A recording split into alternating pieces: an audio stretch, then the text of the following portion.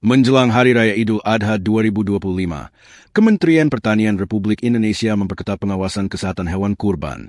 Langkah ini merupakan bagian dari strategi pencegahan terhadap potensi penyebaran penyakit hewan menular strategis atau PHMS, serta penyakit zoonosis, penyakit yang dapat menular dari hewan ke manusia.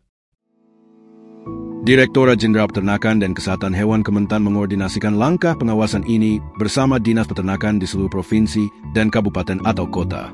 Fokus utama adalah pengawasan lalu lintas ternak di seluruh jalur distribusi, mulai dari kandang peternak, pasar hewan, titik penjualan, rumah potong hewan, hingga lokasi pemotongan sementara. Peningkatan permintaan hewan kurban setiap Idul Adha dinilai berisiko memicu mobilisasi ternak secara masif antar wilayah. Jika tidak diawasi dengan ketat, kondisi ini dapat membuka peluang masuk dan menyebarnya penyakit berbahaya, seperti penyakit mulut dan kuku atau PMK, lumpy skin disease, dan antras. Sebagai langkah antisipatif, Kementan mewajibkan vaksinasi PMK terhadap ternak yang berada di sekitar lokasi penjualan dengan radius minimal 3 km.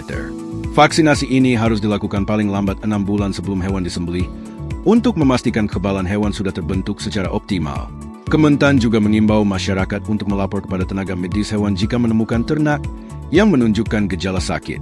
Pemeriksaan kesehatan hewan dilakukan sebelum dan sesudah penyembelihan, dan hasilnya wajib dilaporkan melalui aplikasi Sistem Informasi ISIKHNAS. Selain itu, pemerintah daerah diminta mengaktifkan sistem pelaporan darurat dan meningkatkan sosialisasi kepada masyarakat melalui komunikasi yang masif.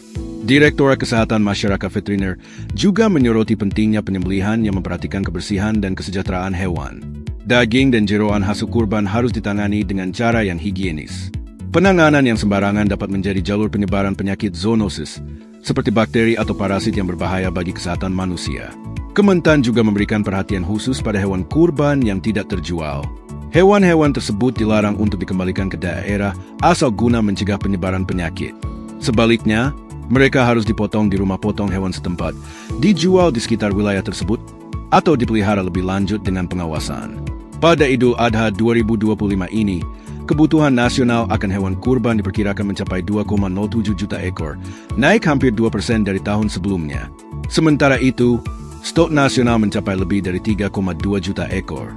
Dengan jumlah tersebut, Kementan memastikan bahwa distribusi hewan dari daerah surplus ke daerah defisit dapat berjalan dengan lancar dan aman. Itulah perkembangan terkini menjelang Idul Adha 2025. Untuk informasi dan berita penting lainnya, jangan lupa subscribe, like, dan aktifkan lonceng notifikasi agar tidak ketinggalan update terbaru.